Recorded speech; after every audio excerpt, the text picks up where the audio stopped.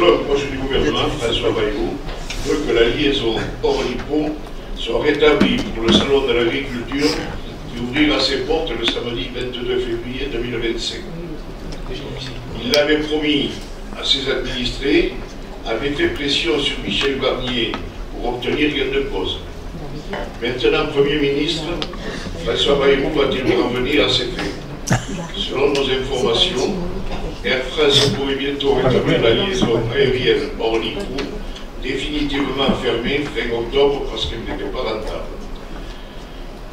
En effet, si la décision n'est pas encore prise, la compagnie d'ailleurs la demande, un comité exécutif qui s'est tenu le 7 février ayant étudié la question, un bras de fer homérique l'oppose au locataire de Matignon.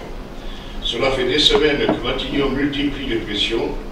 Bayrou a fait un sou incroyable, confie une source interne à l'entreprise.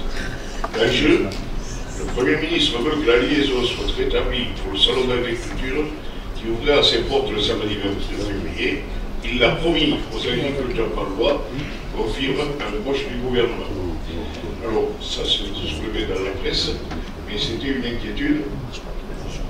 Quand on a dit que Bayrou, le Premier ministre, c'était une inquiétude qui nous a traversé. Et qui nous traverse encore. Ensemble, le syndicat de l'aéroport de Pau et le syndicat Pyrénéen ont confié une mission à un véhicule après un appel d'offres. Le bureau d'études est en train de faire des enquêtes et entend un certain nombre de personnes, peut-être la chambre de commerce, et diverses personnes qui ont considération électorale. Bon, je ne sais pas ce que rendra comme conclusion ce bureau d'études. Néanmoins, je confirme que la ligne de Paris, Tarbes-Paris, de Paris est toujours avec le même succès et je donne l'occasion d'expliquer, de dire à mes interlocuteurs qu'on était le département le plus enclavé. Le plus enclavé plus que le Pyrénées-Atlantique et plus que le Béarn. Le Béarn se trouve avec 4 rotations par jour, avec 4 liaisons par jour en train. Paris, Pau, Montparnasse, en 4h15, je crois, un prix très compétitif.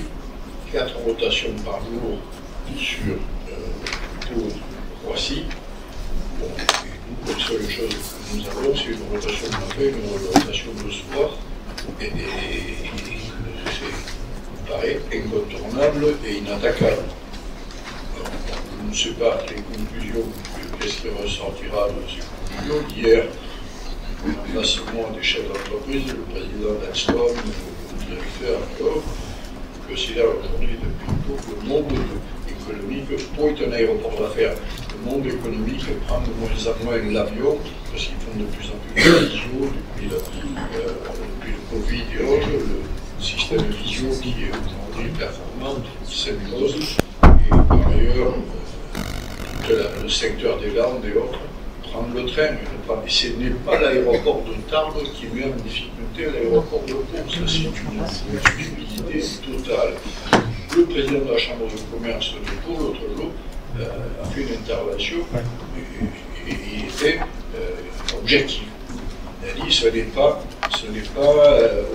Pau n'est pas coupé de Paris, je veux le dire, 4 rotations par jour en avion, 4 trains directs, de cet acharnement là, sur cette ligne Tarbes-Orly.